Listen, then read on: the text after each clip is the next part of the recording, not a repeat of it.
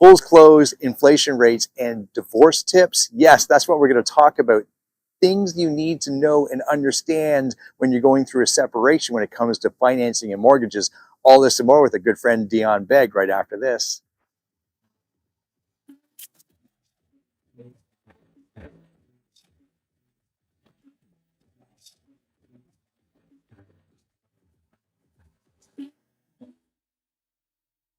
Here we are, my friends, with our favorite mortgage broker in all of the land, Mr. Dion Begg. How you doing, my man?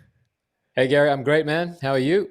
I am excellent. Here's it's October, almost end of October. We started with frost this morning, but wouldn't you know it, we're warming up, and maybe all the news out there and everything else like that is warming up. I don't know. What are you Well, seeing fingers in your crossed, world? man. Yeah. Fingers crossed. Well, I mean, we've all been waiting for this inflation data, prior to the rate announcement this week. And whenever I'm asked for a prediction on interest rates, weeks before an announcement from the Bank of Canada, I'm always very reluctant because, like I say, always there's stuff that comes just at the finish line, the information that comes just before the decision that that will impact that decision. And we were talking about Benjamin Tal, who spoke at the conference, the big mortgage conference last week, and he himself said that if Tiff Macklem was called on stage that day and asked, "What is the Bank of Canada doing on the 25th?" Tiff himself would not have been able to give an answer, right? But I think now, with what happened last week, we were a little bit more certain as to what's likely going to happen this week. Yeah. This week being, so we're recording this Monday, October 23rd. There's a rate announcement this week. I believe it's the 25th. Am I correct? In 2 days from That's now? correct. Yeah. That's correct. Yeah. And on the And yep. no, I was just going to say, I mean, you go look at all the different pundits, if you will. They're all, I think, with the inflation numbers that came out last week, everyone's just kind of suggesting, if you will, rates may hold at where they are today. And what's your thoughts on that? Are you kind of feeling the same thing? Yeah, I've heard enough smart people say that it's highly likely that this week is one where the Bank of Canada has enough evidence that they are able to hold rates yet again. So, in addition to their hold in September, that yes, October 25th is highly likely to be yet another hold and pause. So that's some good news. On the flip side, though, it doesn't mean that prices are getting cheaper, right? The inflation rate that came out last week is saying that inflation is slowing, but it still means that prices are increasing. So, one of the big concerns for just the greater economy, the Canadian consumer, is that, at the grocery store, those prices aren't coming down. They are just increasing at a slower pace, right? So, and, all this leads on to some other comments that Benjamin Tal said that, and by the way, Benjamin Tal is a very respected economist. He works mostly for CIBC, but he speaks at a lot of these major events. And admittedly himself, he said he has been wrong. But I think in this instance, he's making a lot of sense in terms of what he's saying in regards to the impending interest rates. He's saying that, Canadians have been hurt quite significantly. We have people already, as we've discussed earlier, Gary, dipping into lines of credit and credit cards in order to keep their households afloat. And it's true that, again, the Bank of Canada really isn't looking closely at that. They're just looking at that inflation rate number. And in fact, Gary, maybe now would be a good time to just flip to this slide that I have. Yeah. And so this slide here is from BNN Bloomberg. The red line shows inflation, and the blue line shows interest rates. Okay, let's jump to where we are today. So interest rates today are at that 5% number. This is the Bank of Canada overnight rate. This is not the retail rate you'll be getting at the branches, at the banks. But yeah, 5% is the Bank of Canada overnight rate. The inflation print that came out last week was at 3.8. So one thing I want you to notice just in the last couple of months here is that we're actually reached a point where, for the first time in a very long time, interest rates are set at a rate higher than inflation. Okay, and if we go back to 2020, and right over here is the start of the pandemic, where we dropped the overnight lending rate all the way down to 0.25%. Right, 0.25 is that where that blue line is. Look at that blue line, Gary. It flatlined at 0.25% for a straight two years plus. So this is the period of COVID. This is the period where the Bank of Canada, the government also were worried that Canadians would stop spending, that the wheels would fall off the economy. And so they kept interest rates very low for a very long time. But look at that red line. That's inflation. And so while they were keeping that interest rate super low, inflation ticked up, shot up, and just kept skyrocketing. And look at this. It was only at the start of 2022 when the Bank of Canada said, hang on a second, maybe we should have been watching this red line a little bit closer, and maybe we should jump into action. And I think, and again, I'm not the only one to have said this, when this started to tick up, we certainly should have started to tick up probably early 2022, or sorry, end of 2021, somewhere around here, we should have started to follow.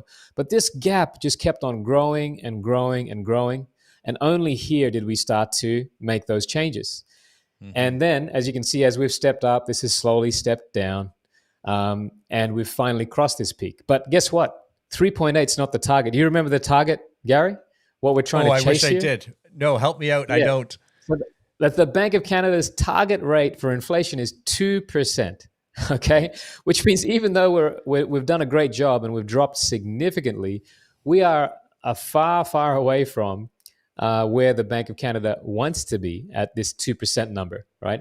And I don't know if this is kind of pie in the sky stuff. I mean, we're getting closer, but one thing's for certain: inflation, this red line, is a lagging indicator, right? Yeah. So the fact that we are here now means that some changes that happened in interest rates over here are really only being felt now, months and months later. So you've got to ask yourself, the interest rate changes that were made 2 to 3 months ago, we're probably not going to see those effects for another 2 to 3 months. And if left alone, there's a chance that this red line, the inflation rate, might tip its way down by itself. Who's to know, right? But what I can say is I think that all economists and pundits are probably happy to see this crossover of the red and the blue, in that we're actually going in the right direction. And Benjamin Tal himself is saying that the next move for the Bank of Canada is likely down, but it is not for some time, right? So this whole higher for longer is still part of the vocabulary used in every economist conversation. And I think his optimistic view is that by summer, maybe June, July next year, we may be seeing the potential of interest rate reductions. Yeah, that I'm visual, and I know many of our listeners are as well. Now we can see that ripple effect from the COVID low interest rates, and isn't that crazy? Like, it is crazy, and of course we wanted to encourage spending during that time.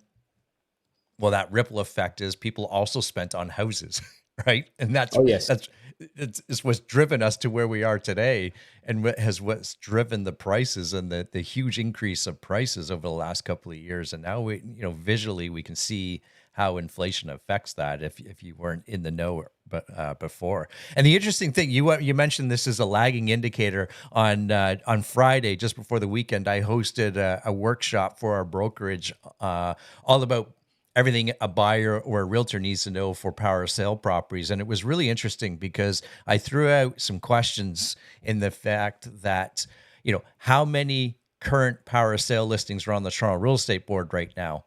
And there's 44,000 total listings on the board. So everything. Got it. Right. And I know you're going to be in the know on this and somewhat. And we had numbers, everything from a few hundred to a few thousand to 10,000 in our group that were in attendance. And the point of that was what we read in the papers and all the headlines lends us to believe that there's thousands and thousands of power sale properties, when in fact there was at that moment 175 current listings. Now, mind you, it's kind of tripled over the last 6 months, the current power sale listings.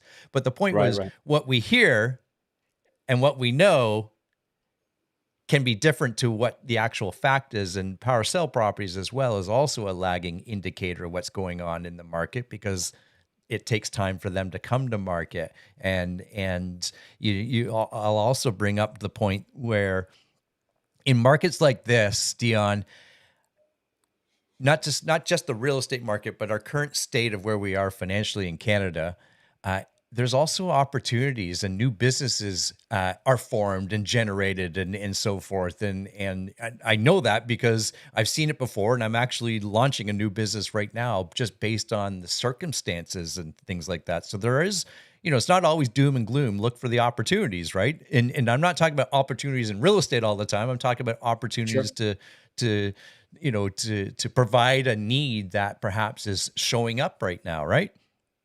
For sure, for sure. And I mean, and as it comes to real estate, that foreclosure number there, what is it, 175 out of 44,000? Is that the Yeah, number? yeah, Yeah. Okay. yeah. So while it is a drop in the bucket, um, and yeah, the number is sort of overblown in the media. What it does mean is that if those people who are right at the edge, holding on, by their fingernails to their home and have finally slipped and now have to let that bank take it over, it does indicate for me that beyond them there are others, and there are others who haven't yet had to go to foreclosure, but are probably really, really struggling right now. And I, you know what, Gary, this is the other thing that I wanted to talk with you about today, which is the idea that during these financial times, when families and couples come under pressure, there is unfortunately a big uptick in divorce. Mm. Have you noticed this in other market cycles? Yeah, definitely. It's always a strain on the relationship as well as the outcome of what happens when you have financial hardship, right? Correct. Yeah. So, I mean, just in the last couple of weeks and the last 4 days, in fact, I've been dealing with several clients who are going through this separation and divorce scenario, and they can draw a straight line to the financial strain in their household, as to why they are where they are. And I thought it was worthwhile for me to do some research on this and figure out, okay, well, what are the numbers around this? And the number I found was that 41% of separations and divorce can draw that straight line to financial stress being the reason for that. So, one thing that I will say to all of you is a lot of you have been sitting out there watching finances get a little bit tougher. And the time to take action on that is not when things blow up, it's well and surely before that. So if you have the opportunity to just sit down with your partner right now and talk about finances openly and freely and raise your concerns and draw some timelines and these types of things, this is probably one of the best things you can do from a financial perspective to I guess, ease that strain in your relationship. So that's a big key factor. But while we're on the topic, Gary, we should probably talk about, just separation and divorce and the options available to people, if you'd like to. Yeah, I think it's important. It's an important piece to know because I know it's a part of everyone's lives in a sense where either they go through it themselves or they know of someone that's going through it and perhaps just shedding some light on it. And I know working with people like this in the past, every situation obviously is going to be somewhat different, and definitely if there's children involved, what happens in a sense from a financial standpoint, how does one partner support the other partner? Because in a perfect world every partner makes the same amount of money, but that doesn't always work or doesn't always happen, and there's always typically one partner or a breadwinner in a sense that perhaps makes more.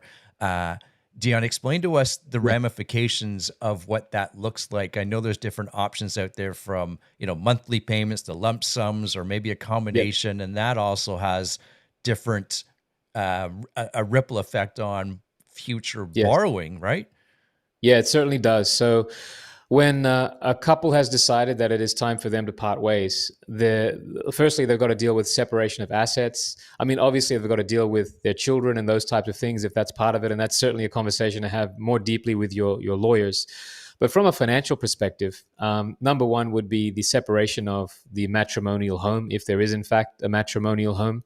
In most instances, it's split as 50-50 straight down the middle, unless one party can show that in fact they do have a bigger claim to the property because maybe they made a stronger financial contribution. But again, that's a conversation with lawyers. But beyond that, it's a decision with regards to how do we compensate one spouse who may have been dependent on the other spouse because the other spouse is the breadwinner, right? So there's generally three options here.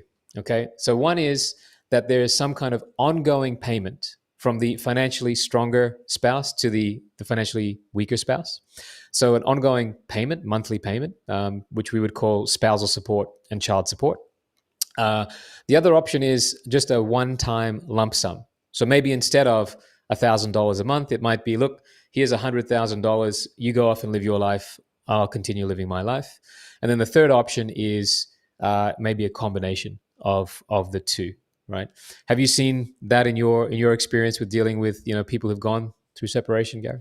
Yeah, in fact, the one that I can recall of most recently, there was a lump sum payment. In fact, in this one, yeah. Right, right. Yeah, and when it comes to making a decision around that, I generally, unfortunately, I end up meeting clients after that decision has been made, right? They deal with their lawyer. The lawyer sits down, the lawyer does everything that is probably well within the rights and seemingly to the benefit of their client. That thing is settled, and then they come and see me and they say, hey, Dion, I'm now separated. Here's what I've got to work with. And I wish in many instances that I was actually involved a lot earlier. And the reason I say this is it's not a one size fits all for those three choices, lump sum, ongoing payment, or combo. For some people, the lump sum is the right choice. For some people, the ongoing payment is the right choice. But here's a simple one. And in many cases, that ongoing payment really does diminish your ability to move on and buy more property. And I'll give you a quick example, Gary. So let's just say you have an ongoing payment to your spouse of $1,000 a month, okay? Or you could have given your spouse a one-time lump sum of $100,000, okay?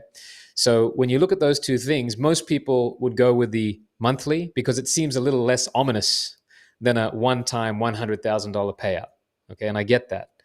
The challenge there is that $1,000 per month payment that's out the door every month reduces your borrowing capacity by close to $200,000, right? Wow. So in this example here, this person would have likely been better off paying the $100,000 lump sum and not having to pay the $1,000 payment, and therefore being able to buy the property that they want. So in many instances, that monthly ongoing payment has hurt. On the flip side, though, if you give away that $100,000 and then it leaves you with nothing for down payment, then you have a different problem, right? So this is where I say it's not a one size fits all. It depends on your liquidity, your capital, and your earning capacity. So my strong advice to anybody who's going through this process is please involve your mortgage advisor early in the process. And it should be a collaboration between your mortgage professional and your lawyer or legal aid or mediator, whomever you're speaking with, so that things aren't agreed to before you understand the financial consequences of those, because you might be cutting off opportunity for yourself if you don't do that early. Yeah, that's good insight, because we always think of, how can we get through this as easy as possible, right? For the most part, I think most people do, without thinking about, okay, what does this mean in 5 years from now or in 10 years from now? They're just thinking about today, right? It's kind of like when we go to buy cars, we look at that monthly payment. Oh, I can handle that monthly payment, but we kind of forget about, well, the cost of the car is, or the lease payout is, that's good insight. Is there anything perhaps other than, what am I trying to ask? Is there something that shows up that people should avoid at all costs during situations like this? Again, there's no blanket answer to that. But one thing I will say is I have come across clients who, in order to get things cleanly done as quickly as possible, they've given up way more than they otherwise should have, right? They've been overly generous to their spouse and acting out of the good nature of themselves, just for, because maybe the children are going to live with that spouse. They're like, okay, you guys take everything. But in doing so, they diminish their ability to then go off and live their own life, which unfortunately, and I've seen it, it then impacts their relationship with their family, because now they're living in a 1-bedroom apartment and they can't have their children visit them, right? So the one thing is, as much as you might want to just be overly generous, please don't do that, because it might hurt you in ways that you're not really even can see right now. Yeah, yeah, it's interesting. It's always good to have you know, good advice and good advisors, a good support team around you, and that goes for anything in life, and definitely from when we look at buying properties, it's always good to have the right people on your team. If you're on the investment side, is this, you know, someone to review your numbers, someone to look at that mortgage and have that insight, is that the right area, all those types of things, and that shouldn't change for anything. There's also an interesting phenomenon around the whole divorce and family and kids, so forth, where the children remain in one house. Yeah. And the partners will exchange coming to live with them in that house, right? Is that you're starting to hear more and more about that?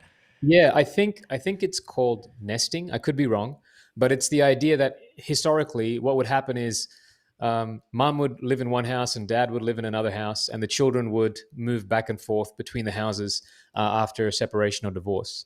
But this new concept is, yes, the children stay in the one house, and then the mother and the father, they move out between care for the child. And I guess from just an outsider's perspective, it probably does give more stability to the children, knowing that they're not having to pack up and move every weekend, or shuttle across town or whatever, and it won't impact schooling and all those other routines that we all know are probably important. So yeah, it's an interesting approach that I have seen actually discussed and work for some of my clients. Yeah. Interesting stuff. Interesting stuff. So, my friends, lots of good insight here. And heaven forbid, should you ever go through a separation or a divorce, or you know someone that is, as Dion mentioned, it's important to have good advisors around you that are looking out for your best interest and in the interest of your family as well. That's good stuff, Dion. And of course, we got our interest rate announcement coming in the next couple of days, and I'm sure we'll be talking about that next on the next video. Dion, remind us how to get a hold of you. Yeah, so kangamortgage.ca or on Instagram at the Dion Begg. There you have it, my friends. So for Mr. Dion Begg, I'm Gary McGowan. We'll see everybody in the next video. Goodbye for now. Thanks, Gary.